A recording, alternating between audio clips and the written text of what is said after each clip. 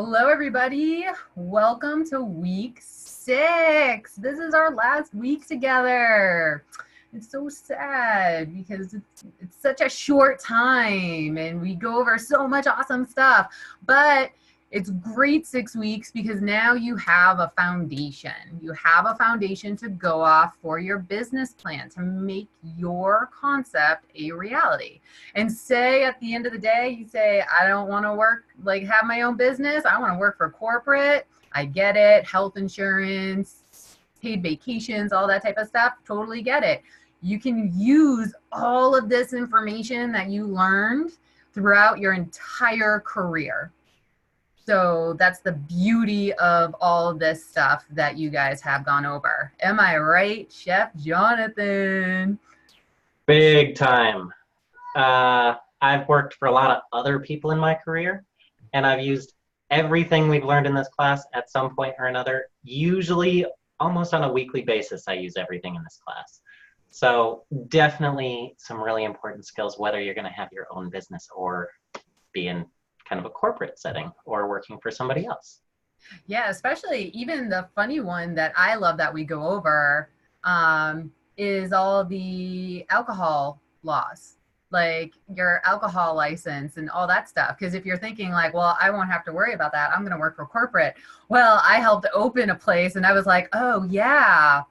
Let's find out what your liquor requirements are around here. And we actually had to figure that out. So all of this stuff is great information. And before we go on, I want to bring up one key thing too, is with all of this information, I know it's a lot to take in, but this is where you don't have to do it alone. Like, find a mentor who can help you through this process. I definitely have sought lawyers who specialize in small businesses, and they can answer a lot of questions for you. Real estate agents can also answer a good chunk of the questions about facilities and your layouts and permits and that kind of stuff. My husband's in real estate and I absolutely love going around to all the different places and checking out all this stuff. And he has a wealth of knowledge. So think about those connections. Remember how we made you guys go out and go grab and talk to people and do all that stuff? Make those connections. People will help you. You just need to ask for it. And then we get to talk about, because you made your connections, we're going to talk about how everybody's assignment went. So remember, your late submission, they're due tonight at 11:59 p.m. Central Standard Time. So get your week 5 assignments in. Get it in for those late points. It's important. And also, this is a short week. Everything is due on Sunday because Sunday is the last day of class. So get in there, do your assignment, and do it early. That way you can resubmit and get that 100. How was everything looking for week 5, Chef?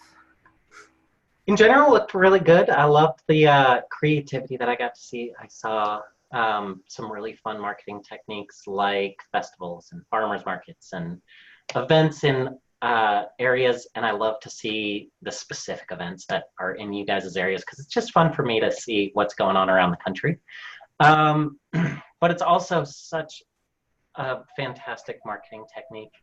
I saw the car magnets and making your car into this great moving billboard, and I love how a lot of times I saw I'm a great driver associated with that, and really making that connection to your actions whenever your branded stuff is around you are going to impact that business. That was a great connection to see. So just as a couple of examples, there were a couple common stumbling blocks.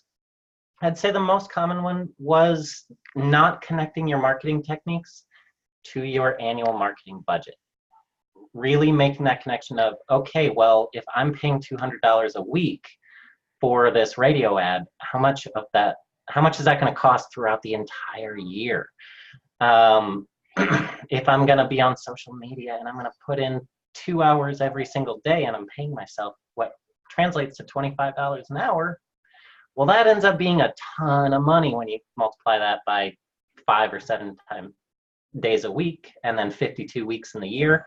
It adds up really quickly. So these numbers that are fairly small when you look at it on a weekly basis can really add up and surprise you how much it really costs over the course of the year.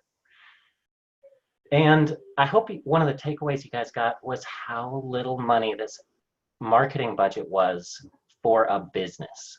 Like we were saying last week, this was a lot of money if it's in my bank account, but for a business and trying to do an entire year of marketing, it doesn't translate to as much money as and labor and product and everything else that you might think. One of the other common stumbling blocks, here we go, was with that budget as well. Remember, you're given that annual revenue of $700,000. So I saw some people using a different annual revenue to calculate their marketing budget from. That's not what we want to do here. We do want to give you that specific marketing budget and kind of push you to find techniques that are cost effective with that budget. So you'll take this 700,000 and multiply it by 0.02 to get that budget for the year. If you did happen to make that one of those quick slip ups, no worries, you can still fix that and resubmit. This is a weird week because it's a short week. That means Sunday night at 11:59 p.m.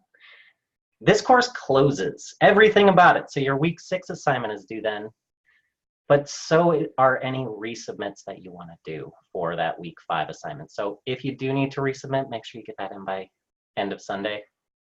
I do want to take this opportunity to talk about the week 6 assignment, which I know is a little weird since usually I do it at the end. But tonight, it'll be really helpful to know what you're going for as you're listening to Chef Rachel's presentation. So week 6 is all about funding your business, and it's really cool because it kind of takes this vague dream and really shows you how to make it into a reality. So for this week, you do have this link right here, which will prompt you to make a copy, and that will bring you to this template. First thing you're going to do, as usual in this course, go back to your week 1 assignment and just grab that concept summary that already has all that wonderful information, your business name, what type of business it is, catering, food truck, a restaurant, whatever the case may be, hours of operation, days of operation, all that wonderful information, and you're just going to copy and paste that right into here. If your concept has evolved a little bit since then, that's totally fine, but I still need all that wonderful detail because it plays a huge part in how much money you are going to need for your business. So your next step, try to figure out how much you're actually going to need. How much money is it going to take to start up that restaurant? And we're going to talk about some of those details a little later tonight, as I was saying. Then you're going to come up with at least 2 different sources of funding to try and get that startup capital. And don't just say, I'm going to have a loan. I'm going to have money out of my family or whatever the case may be. Tell me why this is the best option for you. Why is this funding source such a great option for you, for both of them? Next up, who's going to own this business? Is it going to be me and my wife? Is it going to be me and my buddy down the street? Whoever it actually is, this is actually the only one that I don't need a full paragraph for. You can just tell me who is going to be involved in that ownership structure. And then you're going to talk about how you're going to organize that ownership. Are you going to be an LLC, an LLP, a corporation, a sole proprietorship, a corporation? Big hint, sole proprietorship, not the best idea. But, and really talk about why you chose that ownership structure. That's really a big piece, as it has been throughout the entire class, is the detail and the why. So that's your assignment in a nutshell for this week. And I would really recommend taking some good notes on tonight's live session. And with that, I'm going to pass it back to you. Yeah, get a pen and paper, because since this is our last class together, please download all my slides. I put links in my slides for a reason, because I know that, when you guys graduate, you won't be able to look at the research tools and materials on the class page. But if you download and you make a copy of the slides, I gave you every single form of link that I could possibly think of for you to use later. So that is definitely on there. Another thing that Chef Jonathan didn't bring up, but I wanted to make certain, those who did in fact do a makeup assignment, that is fantastic. Great job. You got them in on time, because all the makeup assignments were due on Tuesday. You do have a chance to resubmit for those who did do the makeup assignment, and they have until Sunday. Is that correct as well, Chef Jonathan? Same deadline, end of the course, Sunday night at 11:59 p.m. Central Standard Time. So if you did a makeup assignment, check to see what your grade is, resubmit, go for that 100%. Okay. Now, this week, this is I say it every week, this is my favorite week, but this is one of my favorite weeks because we get to figure out how to set up your business, how we're going to make this a reality. And like everything else that you guys have learned in this class, it's all about the funding. It's all about the research. And the funding is important because you can have your dream, you can have that concept, you can have the business plan and that dream location of yours, but if you don't have the funds to actually make it happen, then it's dead in the water. So the key here that is in all caps that I want you guys to see is this right here. Avoid borrowing from family. Can you guys see how I'm even using the little red thing? That is an important thing to consider. Oops, went too far. Why do you think avoid borrowing from family is so important? If it doesn't work out, you're going to have two problems. Yeah, right. It doesn't work out, you have two problems. This can cause issues. Yes, Samantha. And you know how I love Bob's Burgers, and I talk about it, and I love using that as an example because it's a guy who has a fabulous product who is always struggling, right? And he actually borrowed money from a friend, $100,000. And that's when everybody started butting heads because his friend gave him a bunch of money and wanted him to, do the tiki and make it, have like the giant pineapple with the volcano. And Bob didn't want that. He didn't want to have that happen to his restaurant. He wanted the burger to be the focus. So that's something that can happen if you're borrowing from family.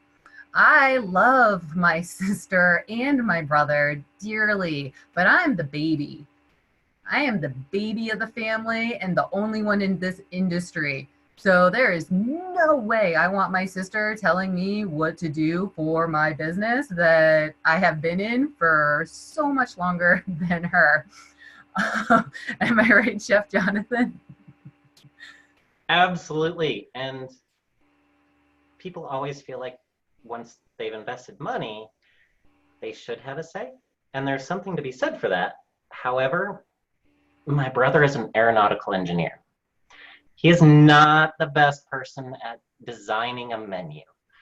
He has wonderful, amazing talents. But whenever we talk food and I do an event for him, it always ends up being a really fun family dinner for like a week or two. Because we butt heads so hard because he thinks he knows what's best. And he's always happy with the end result because I'm like, no, you're wrong. I'm right. Deal. But that's a one-off event. If I were in a business relationship with him like that, then it would be this constant tension, even when things are going well, to on whose direction it's going to be. And that can be really, really tough. And what's worse, family tends to invest in family in ways that they can't actually afford to lose. And this is a risky business. It's a really risky business. A lot of businesses in our industry fail. And you don't want your family in that situation where they've spent money they can't actually afford to lose. So there's a lot of problems with borrowing from family. So just be aware that those risks are out there. And family is incredibly important. You want to preserve that relationship.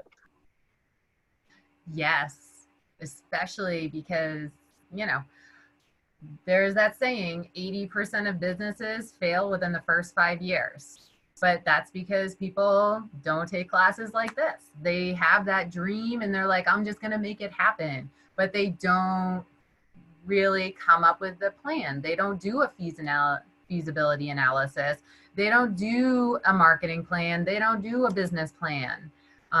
You guys now know, right? You have an idea. You have that foundation. Well, there's so many that, they just wanted to open up their own place and was like, yay, it's going to be fun. It's like people who think that running a bed and breakfast is going to be fun when they're like, I'm just going to be baking all day. And it's like, no, you're going to be cleaning rooms all day. They don't quite get the reality. But this is where having this foundation is really important because you guys are already a step ahead of the game. So remember, when you're looking at it, do avoid borrowing from family. I'm going to say, once again, avoid that like the plague. Now, how much money do you guys think you're going to need? Now, I gave you right here all of these averages that you guys can go off of. Now, it's going to be different where you live. I live in Colorado. If I wanted to open up, you guys remember that delightful, my homework that I did for you guys, that I showed you? This delightful little spreadsheet right here. You see how my financial startup costs for my area is going to be pretty much $600,000. That's because this is in my area. I know I had the equipment that I was going to need, my legal cost, what my working capital is. Working capital means how much money you're going to need for those first few months in case you don't make any money. I did 6 months worth of working capital. So that means, you guys prepare in case you go on vacation and it's not a paid vacation. You make certain you save up, right? You save up so you can cover your rent and your bills and all that stuff while you're not working. Kind of the same thing here. And then I have my pre-open costs, construction costs, the soft costs, or all those, all those costs that people don't think about. And that was my number. And this is for my area. Because my area is expensive. It's expensive to live out here.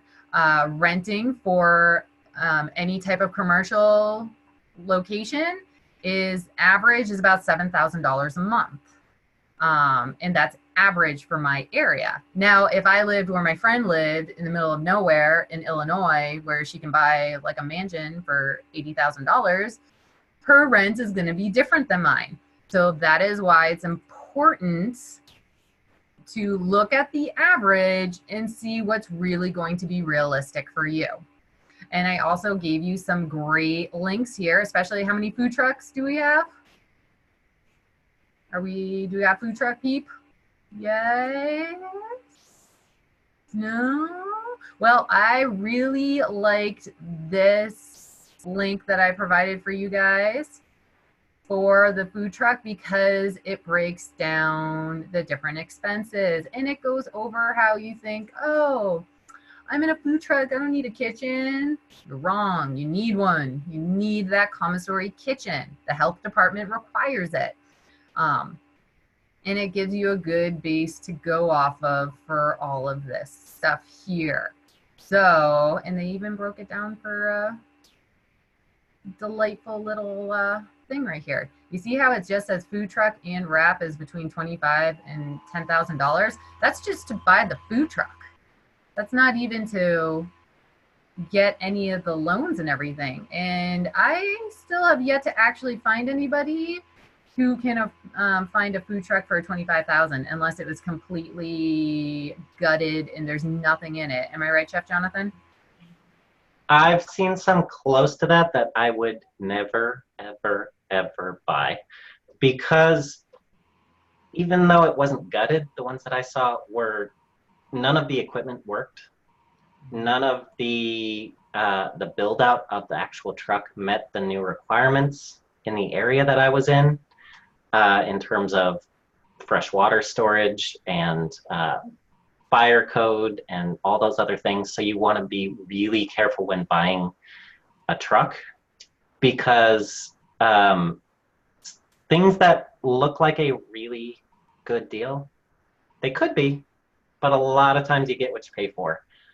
And with a food truck concept, that truck is literally your business. You can't do it without it. So you want to be really careful about that truck that you buy, because that's a big initial investment. And yeah, Matthew, I like how you said I found a few, but the amount of work needed wasn't worth it. Yeah, that's where you really decide how handy are you. Can you really, do you know the difference between, a screwdriver versus a hammer? Am I right, Chef? You are. And guys, I do want to point something out about these costs. On the slide, they're just a quick range for your assignment. Think about all the things that go into it, and make sure to explain why you ended up at that $40,000 side of things instead of the $115,000. Or maybe you were in the middle. Tell me a little bit more than just a number. Think about those costs. You're going to have to buy the truck, the product, labor for 6 months, and operating costs for 6 months, insurance. Talk about these things, because that is a good thing to remember for your assignment. And kids, remember, these are averages. So what is it going to be for your area? And you guys already did part of this, right? Because you looked up the price to get the fire inspection to come out, for your liquor license, to get that seller's permit. All of those, you add those up to it. You know how much you're going to pay your employees. You had that down for the week. So how much is it going to be for those first few months?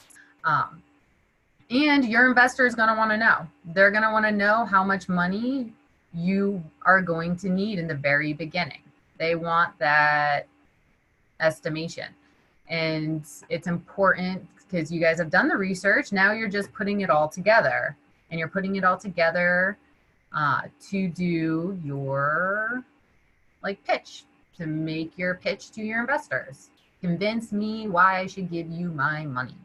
Now, right here, we're going to go into the different types of finances that are available for you. And I want to say, be open to the possibilities. There are a slew of possibilities out there for you. You just need to do the research and find out which one is going to work best for you. This is another reason why I say go to a real estate agent. My husband is a real estate agent, and he always says to me, was it last block? He was like, hey, did you want to do that concept? You're like that recreational cooking school that you just spent a year of your master's figuring it out. He's like, did you really want to do that? And I was like, no, not right now. Kiddos, Sebastian's still young. He still thinks I'm cool. He doesn't he hasn't turned to the dark side yet for the teenage years. And so, because he was like, and I was like, why? And he's like, because I know some people who are interested in a business like that. So I know they know some investors. So if you did want to do that, we have some options for you. So find that real estate agent, become their friend, because they always have investors. They always know of people who are trying to, finance something. They're looking. So be friends with a real estate agent if you can't marry one, right? So, and here, this is where all of the awesomeness of every single link known to man, like, well, it kind of began in the other one, but this truly begins now. So I gave you the types of loans. There are a slew of loans out there. You don't just have to say small business loan. What if you don't need a small business loan? What if you just need a loan to get the equipment? There are loans for that. And I gave you this website in particular because it does a really nice job of breaking all of it down. And I want you guys to look at the interest rates. You see how crazy that is? They go from 7% to 25% for this business line of credit. What do you think is the biggest factor on your interest rate?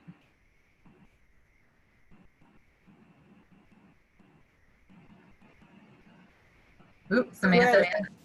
Oh, your credit. Yes, your credit. Because even though this is for a business, they're going to look at your credit. So if you have good credit, you're going to have a lower interest rate. If you have a solid plan, you have it together, you just didn't go into a bank and go, I have a dream, you know, like you actually have the research, you have the data, you have the plan, that's going to help. Am I right, Chef Jonathan? You are, and that's not only a big piece of this assignment. Make sure you talk about specifically which loan you're talking about. SBA loan is a specific type of loan. A merchant cash advance, a short-term business loan, an equipment loan. These are different types of loans with different requirements, different interest rates, different needs in terms of collateral, as Samantha brought up. I love that. Some loans require you to secure the loan with collateral.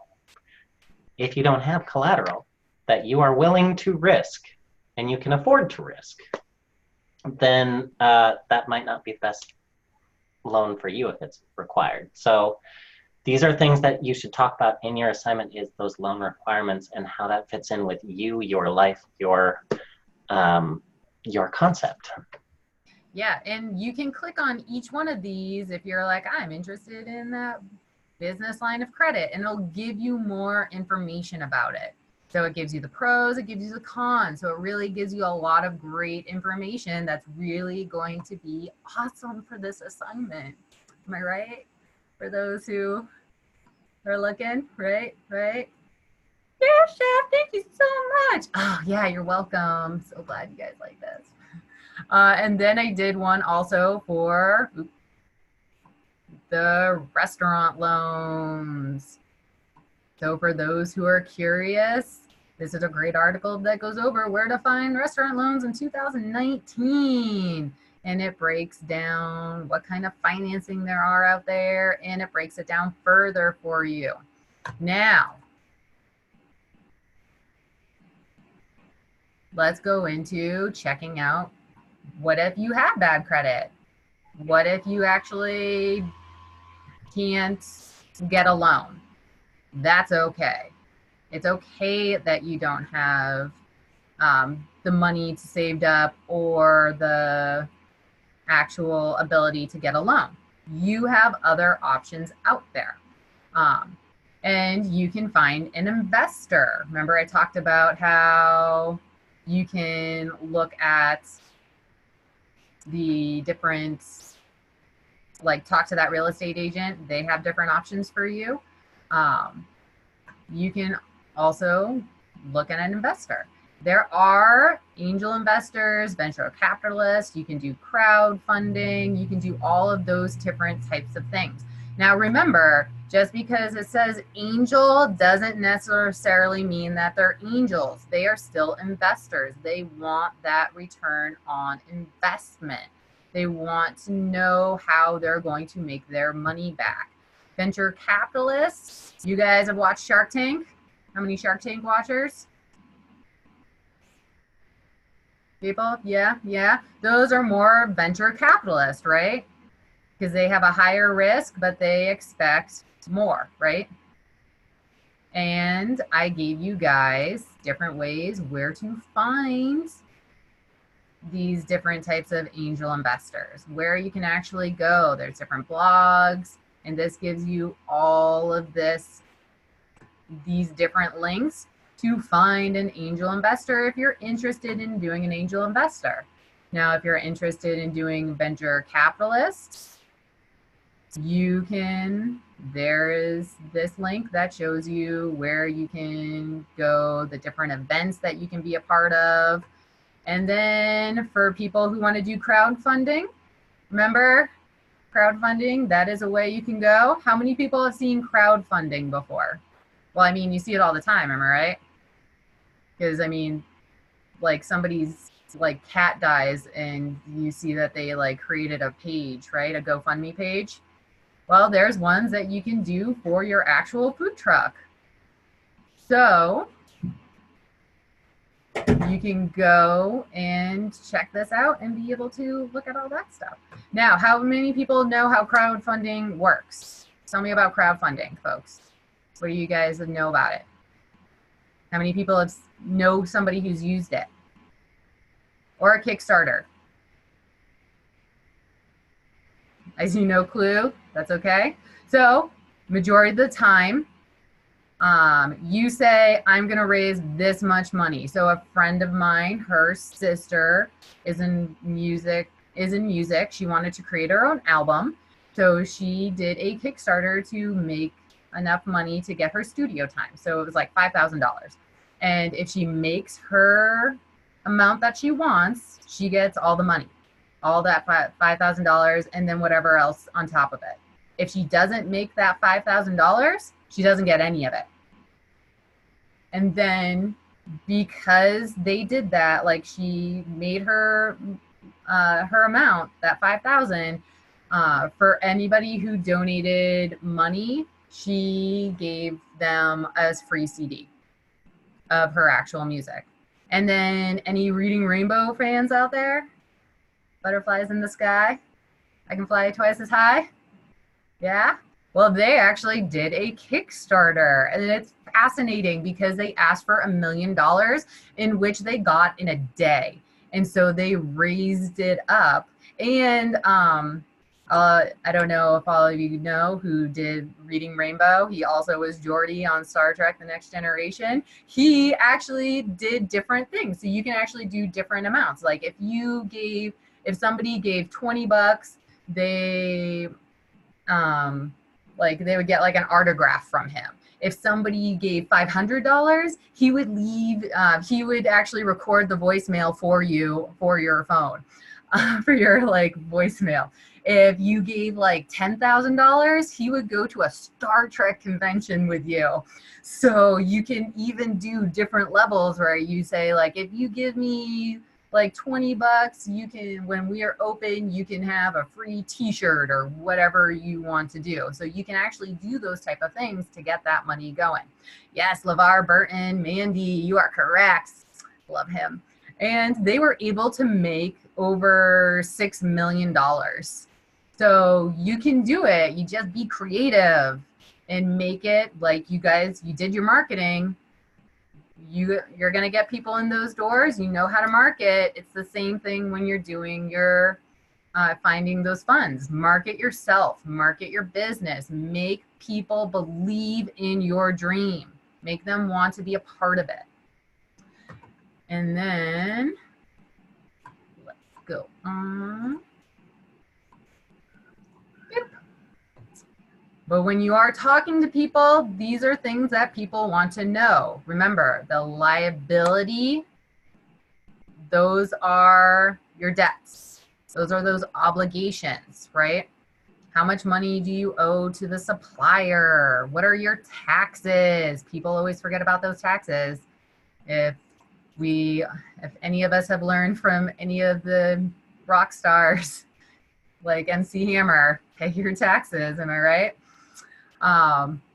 And then what will your end game be? So when I say end game, what do you guys think that means?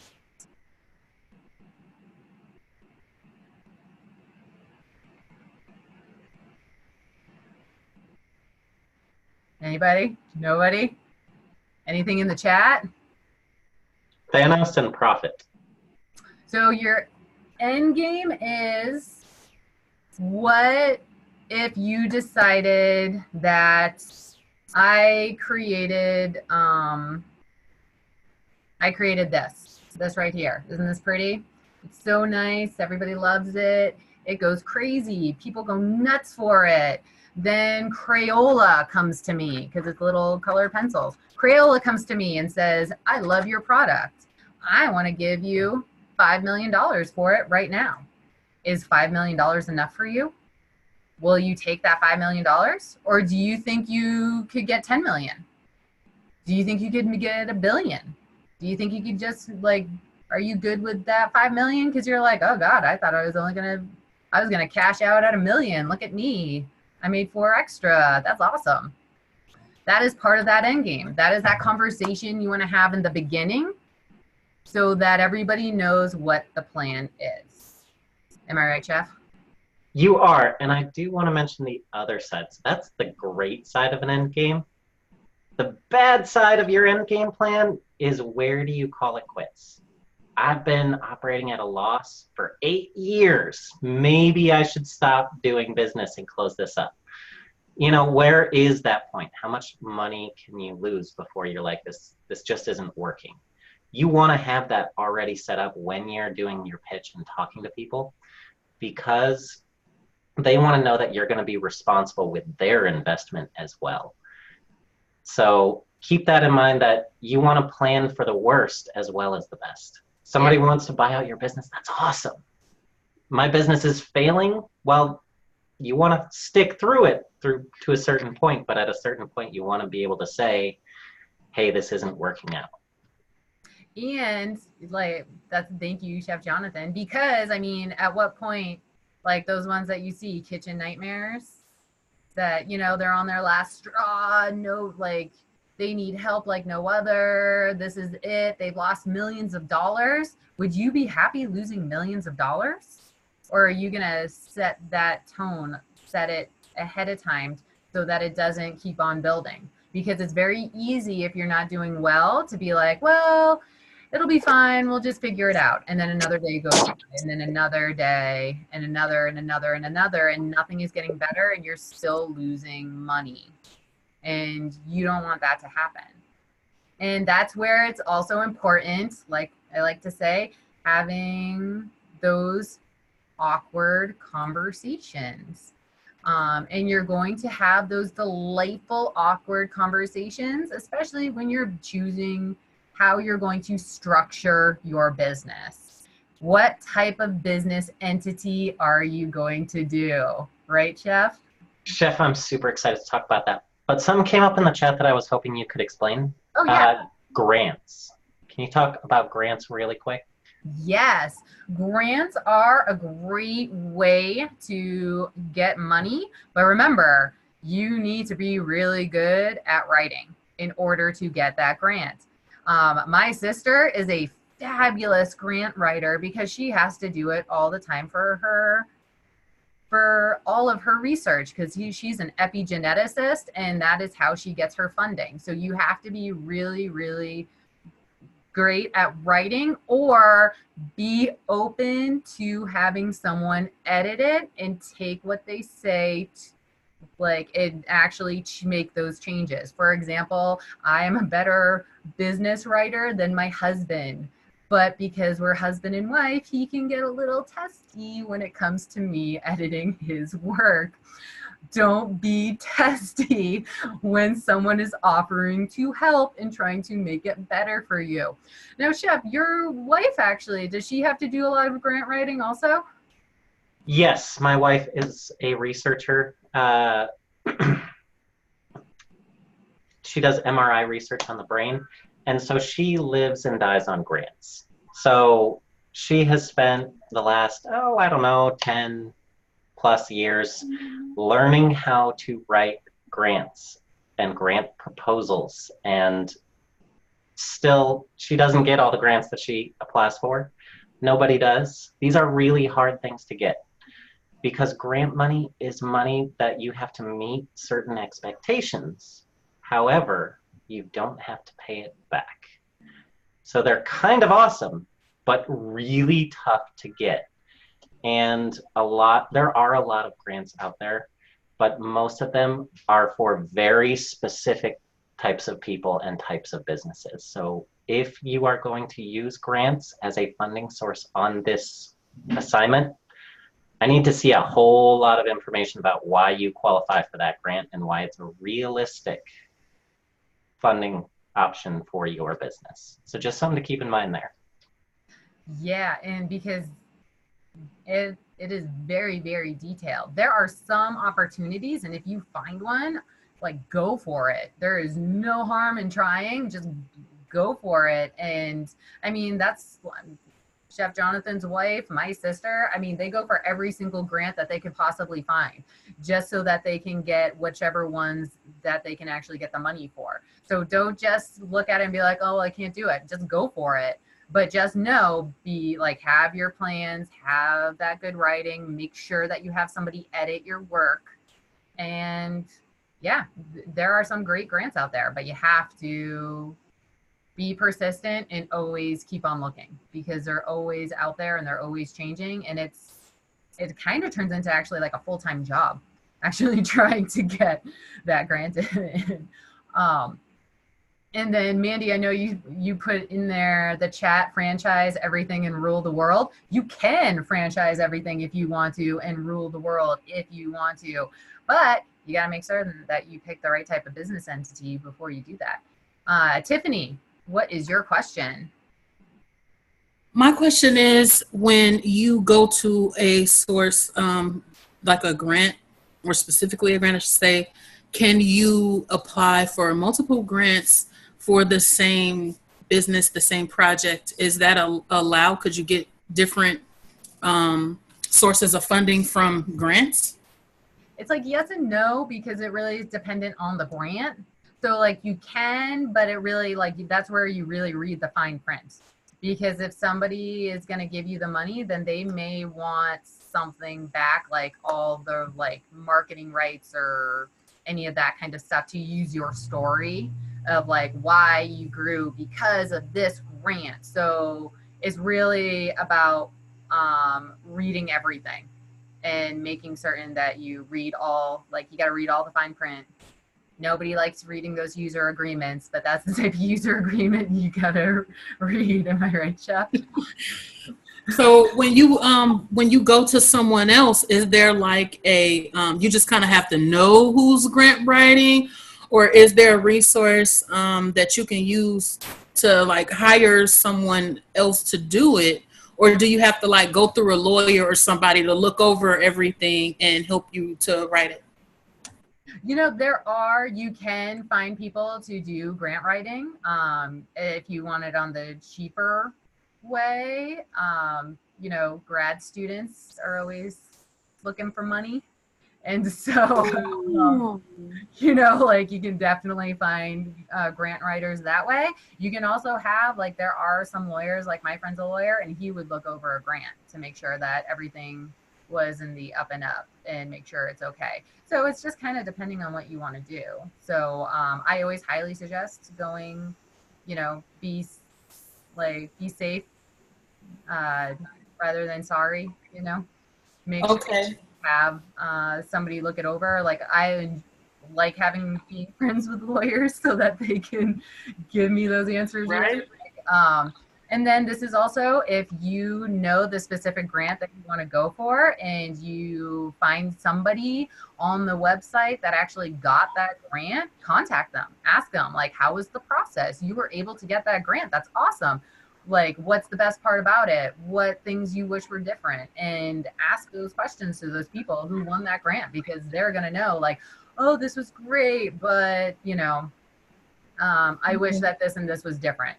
And then you can really get a great response from people, and you'll be able to find out if it's really going to work for you.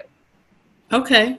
Now with this assignment, we only can stick with one source of funding, or can we do multiple? No, do multiple. Have a backup plan. Sorry, go ahead. Okay. Thank you. Yeah, that's a super important question. I need to see at least two. But I don't want to see two different grants or two different loans. Okay, got it, Chef. You Thank you. try and flush out more than some multiple types of funding. The reason is you're probably going to end up applying for more than one grant. You're probably going to end up applying for more than one loan if those are the funding sources you're going for. However, it's really good to know about as many of these funding sources as you can. Because remember, what happens if you're like, well, I'm going to do 2 loans and you have bad credit and you don't get both loans? Now what are you going to do? That's where it's important to have that separate, like, well, I'm going to do a venture capitalist instead, right, Jeff? What happens if you have perfect credit and you apply for 2 loans and you don't get either one? Because that happens too. Please be aware that perfect credit does not guarantee you the loan. Some of these are really competitive and difficult to get. So just do be aware of that as well. Yeah. And then once you guys do, they're going to want to know how you're going to structure your business. So we have the different business entities. You can do the sole proprietorship or the partnership, and those ones are easy. Those ones are the easiest to get started, the easiest to actually set up, but they have the most risk. If somebody sues, like if somebody gets food poisoning at your establishment and you're a partnership or a sole proprietorship and they decide to sue you, they can take everything. They can take your house, they can take your car, they can take your business. They will go after everything.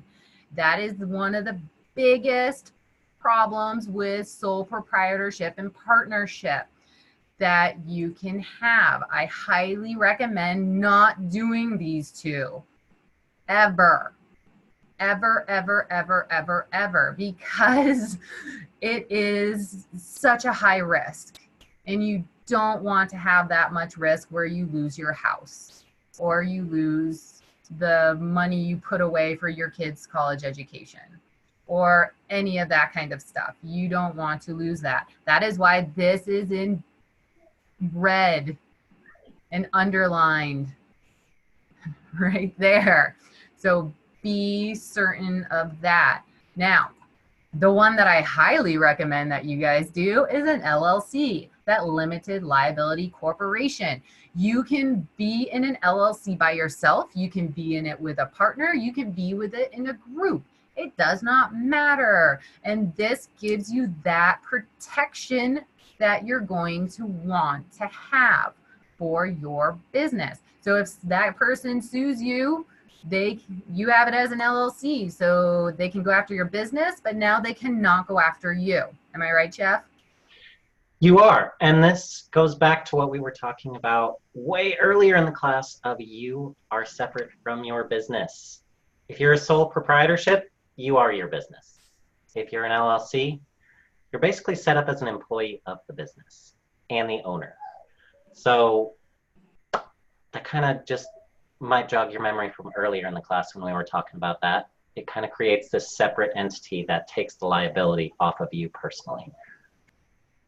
And remember that when we're talking about for the assignments, like who's going to be charged, how it's going to be structured, this is where you have members. Like you will have members part of this LLC. And then you will say if these members, like who's going to be managing it. If you are going to be in it and you're going to have investors, you can say it's going to be member managed by me. And you can have that written down. And this is, once again, we're having those uncomfortable conversations is super important to do in the beginning. Because if you decide that you are going to go into business and you are going to go into business with your friend and your 2 married couples, what happens if somebody gets divorced? Did you set that up so that is your business, half of it going to go to the husband that is divorcing the wife? What happens then? What if we were actually I was looking at doing a business with 3, there was going to be 3 of us, and you have to have those conversations. What if I die? Like, who's going to get my half if I die? Am I going to have it go to my kid? But I would have it go to my kid, but they're not going to want to take orders from a 5-year-old. So how is that going to be structured? They don't want to be in business with my husband. I don't want to be in business with their husbands. I'm in business with them. So having those conversations in the beginning is super important. Right, Chef?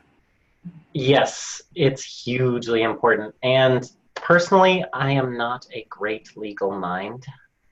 So I would hire a lawyer to help us write up that ownership structure agreement so Yeah. that all of these uncomfortable conversations get out there, because lawyers will know how to help you flush these details out and what uncomfortable questions to ask. They will also be able to put it in legal terms that protects everyone involved. If I am the owner of a business and the next day I die, hopefully I've got something in that original agreement with those other owners as to what happens then. Yeah, because are you gonna like, is my kid and my husband now gonna have the ability to, like, are they gonna take over the business like my half? Are the other people going to have that option to buy out my half? Like, how is that going to be worked? How is that going to be structured? And those are conversations that are super awkward in the beginning, but really important to have. It's that worst case scenario. And if you get it out of the way in the beginning, it's better to do it. It's also better to do it in the beginning, because if you're having arguments and you're fighting about it now, how well is your business going to do when you actually start? If you're arguing constantly and bickering and fighting, like I talked to one of the lawyers that we had looking at this, and they're like, oh yeah, we actually were, there's an LLC with 4 members, and at the end of it, none of the 4 members actually were talking to each other and talking through the lawyers. And they didn't even start business yet. So how well are you really gonna do with your business if you have that issue? And then Donald, I see your question, but give me 1 sec because I want to make sure I get through all the slides before our thing, and I'll definitely do questions after. Because I want to make sure that you guys see the differences, because you can also do a corporation. Some people, corporation is going to be important. And you have different types of corporations that you can choose from. You have the C corporation, you have an S corporation. And the B Corp, remember we talked about the B Corp in week 2. And then for those who are doing a nonprofit, there are nonprofit corporations that you can actually be a part of. So if you want that grant and you're going to be a nonprofit, that's one way you can go. And understanding what type of business is especially going to be important, especially from Mandy, who wants to franchise. Because if you know that you have that vision, you want it to be huge, you're going to franchise, it's easier to structure your business now for what you envision it to be than change it late, like halfway through. You can still change it, but it's going to be costly. And this will also help you understand what type of investors to get.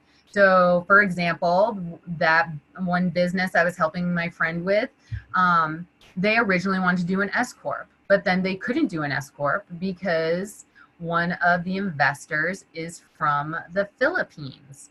And because they're from the Philippines and not a US resident, they are not allowed to be a part of an S Corp.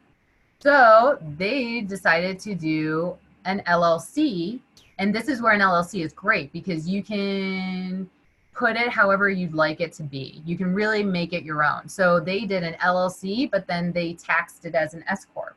You can do an LLC and tax it as a partnership. You can set up those parameters for how you want it to be taxed. And then I gave you guys this on co-ops, and the co-ops are great because these are those grassroots organizations where you have a bunch of members, and it can be very beneficial because if you have so many different groups together, you could have somebody that's really, really good at doing all this business stuff. You could have another person that's really, really good at doing all the marketing, and everybody comes together for that joint purpose of making it work. And I gave you guys a link to the top 10 amazing co-ops across the country. So hopefully you'll be around one of these because it's across the country. And you can click on it and say, we'll do this one.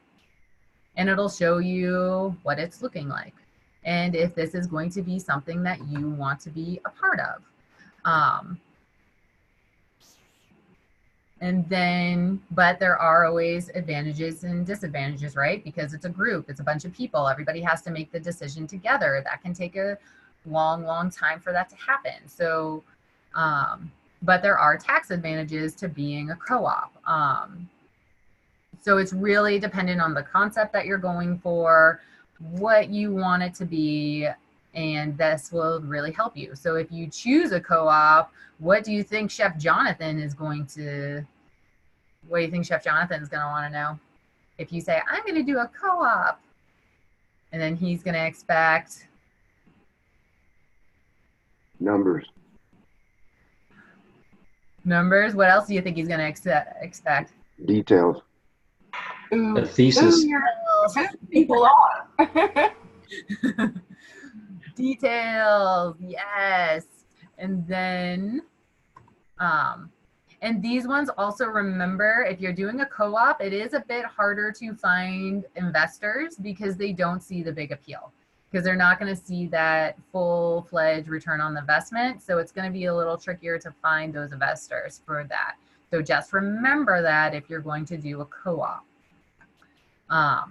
Then I also gave this to you guys too. It's a whole slew about cottage laws and food freedom laws. What do you guys know about this? Anything? Anything about? Anything about cottage laws? Not a thing. What'd you say, Mandy? Oh, not a thing. I know nothing. Cottages? Cottage laws are where you can produce products out of your home, like pies or baking goods, jellies, candies, stuff like that. Every state's cottage laws are different. So like the state of New Mexico and Albuquerque, the cottage laws are different than the county that Albuquerque is in, and they're different than the county that I live in. So the only thing I can make at my house is sugar candies. That's the only thing that our cottage law allows us to do. Yes, and so if you guys are interested, I gave you this awesome link that shows you what your cottage laws are for each state. Because some places are like, yeah, you can totally sell jams and jellies at your farmer's market. Other places are like what Samantha said, and they would only let you do the hard candies. So you can check out if this is going to be, and this could be a great start for you guys. You can really build off of your platform. If you have a great product that you can sell at a farmer's market, that's a great start. So you can start selling, you can start doing those things. And the food freedom laws, those are ones where you're dealing with those potentially hazardous foods like meat. So there's different ones for different areas. And once again, I gave you awesome links to go off of for this. And then real quick, because I want to make certain I give you every single type of link possibly known to man that could help you. Here is every single link that I possibly could think of that would help you for this assignment and for later on.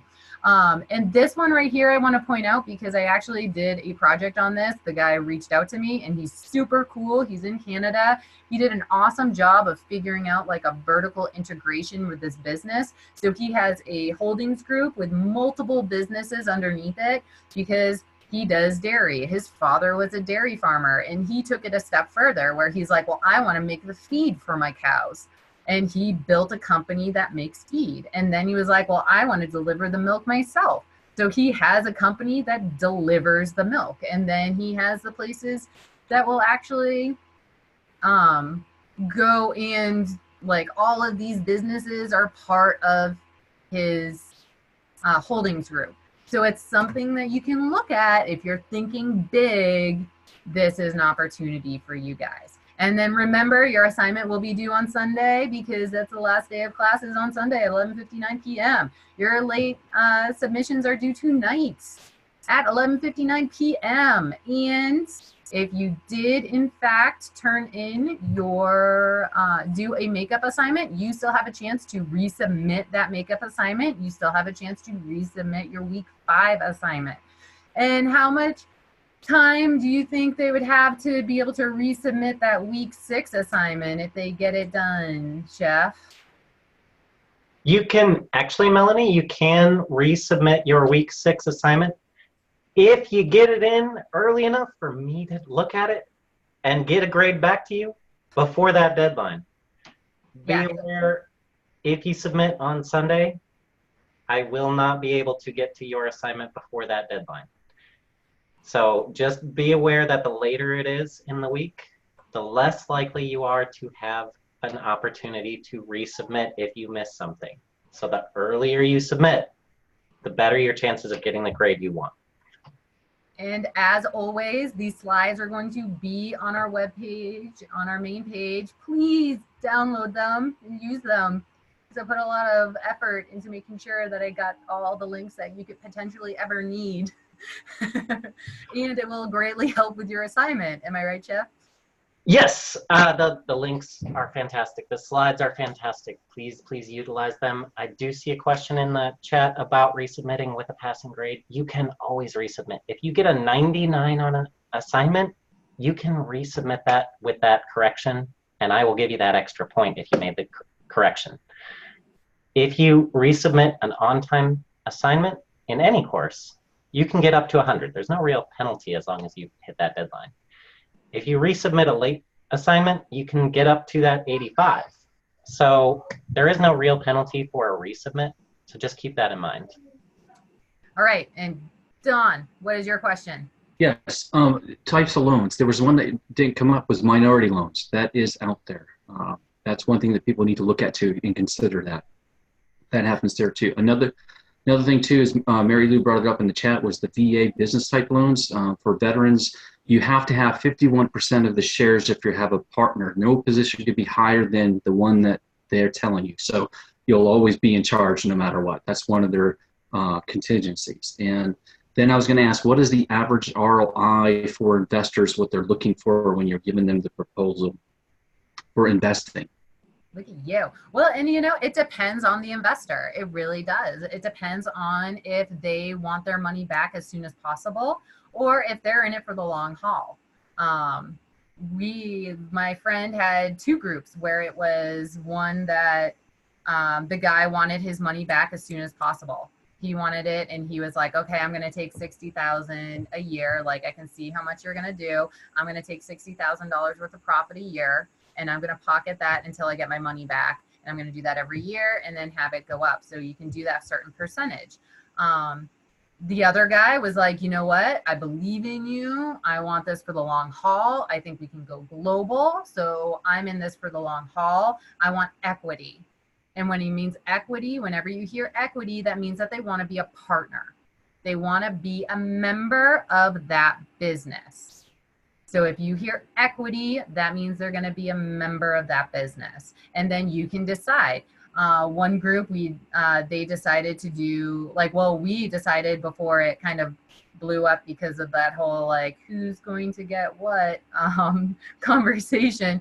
We were going to do 20% equity for everybody. We're just going to do down the half. Everybody was going to get 20% equity to make it easy. But that's kind of and this is that awkward conversation to have in the beginning. What do you want to do? This is where you need to go back and forth and come up with a solution that's going to work best for you. Don't just be so desperate that you go, oh yeah, okay, I'll take whatever, because you could just give up 99% of your company and all of your profits because you were so desperate to open. So that's where it's really, really important to have that game plan, have your backup offer ready. It's kind of like when you're buying a house, right? You don't, like, some people, they go in for the full price. Some people are going to be like, oh, this is really popular. I'm going to bid higher. Or some people are going to be like, I'm going to lowball it. And then that conversation starts. You go back and forth. You give that contract and that person says, well, I don't like that number. I want this much. And then you take it, do that counter offer, and you go back and forth. So it really depends on the type of investor and the type of business that you're going to have. And then I had another reference to taxes for the IRS. The IRS looks at businesses a little bit different than what we would look at them. What they consider to be a business of how much money you're actually making. Because if you're putting money into something and you're losing and not gaining, it's become a hobby.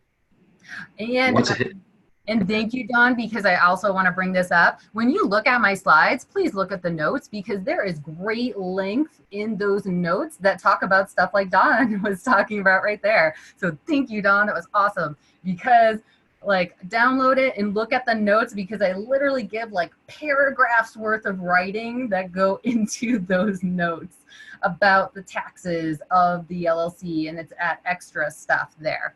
Okay, Mandy, what's your question? Well, it's basically about the deadline to submit a makeup assignment. Is that tonight? No, it was on Tuesday. Can you resubmit I'm talking about resubmit, I'm sorry. Nope, Resubmitting can you do that?